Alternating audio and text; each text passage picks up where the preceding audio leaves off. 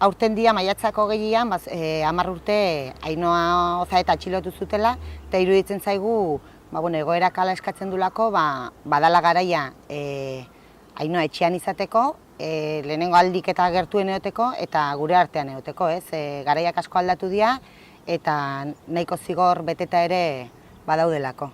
Lehendabiziko pausua behintzat gerturatzea eta ditun neurri berezi batzuk hoien kontra borrokatzen nahi dela, horiek ere kendu, azkenian gure artean egoteko eta gehien bat familiantzako eta lagunentzako erosoagoa eta erresagoa izan dadin beha ikustea eta bizitatzea. Esperantzaz da inoiz galtzen, azkenian egunen baten egin beharko dute asiria egiten, hor arazoa dago ez dagoela emakumezkoen modulorik gerturatzen ari dian kartzeletara, baina beste kartzeletan ere nahi izan dituztenean segitu moldatu izan dituzte lekuak hori egiteko. Azkenian borontate politikoa da, bertan egon behar duna, eta bestelako arazo berezirik ez dago hori egiteko. Ez da lehenengo aldia ez da azken egin izan dutenak beste arazo medio. Ez bakarrikan gure perso politikoekin. Ainoa konkretuki Monden Marzanera eskatuta dauka, gerturatzeko eskaera egina dauka, baina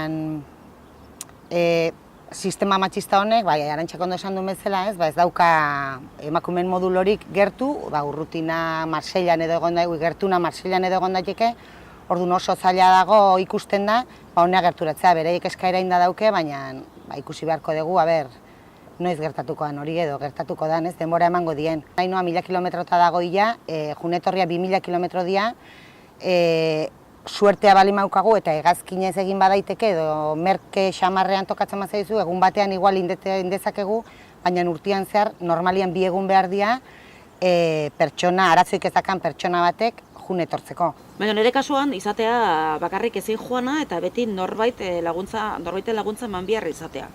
Azkeneko kasuan izan da 5 urteko alabarena, izan behar izan du. Ez zelako bestek, normalian bestela umekin zeiatzea familia osoa joaten. Arazoa daude kartzelan bertetan zoazenian bisita pasatzera.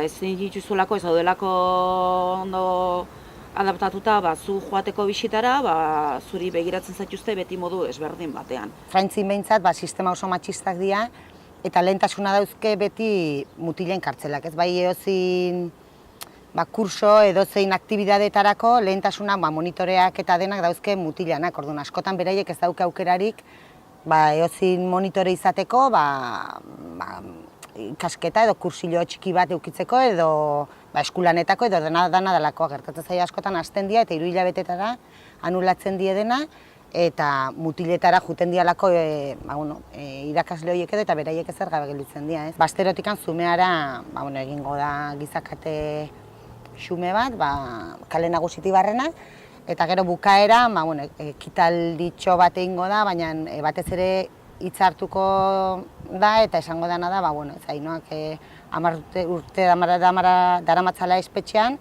hemen nahi dugula gurekin, 10 urte horietan, bai fisikoki eta bai psikologikoki, bai beak eta senideak ditun karentzi guztik eta sufrimentu hori dena zenbateaino dan, aldarri hori pixkat kaleratu, eta gero abesti edo zerbaitekin emango diogu bukaera, eta behai eta senidei babesa emanez.